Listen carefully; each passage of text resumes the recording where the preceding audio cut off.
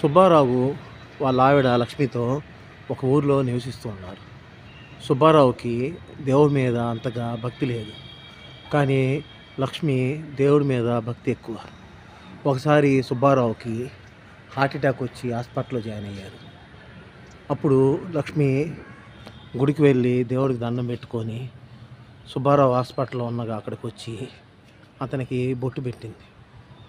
అప్పుడు సుబ్బారావు అన్నాడు, దేవుడు సర్వాంతర్యామి కదా, అన్ని చోట్ల ఉంటారు కదా, గుడికే ఎందుకు వెళ్ళాలి?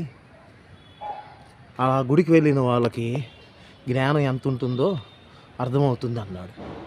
అందుకు లక్ష్మి ఓ మాట అంది, ఈ లోకంలో గాలి అన్ని చోట్ల ఉంటుంది, అందులో ఆక్సిజన్ ఉంటుంది. కానీ మీకు ఆక్సిజన్ పైపుని సపరేట్గా ఆక్సిజన్ సిలిండర్ నుంచి పెట్టారు, ఎందుకు పెట్టారు? సో అలాగా గాలి బయట నుంచి వచ్చిందని తెలిసినా కూడా ఆక్సిజన్ సిలిండర్ పెట్టిన వాళ్ళకి ఎంత జ్ఞానం ఉంటుందని చెప్పింది.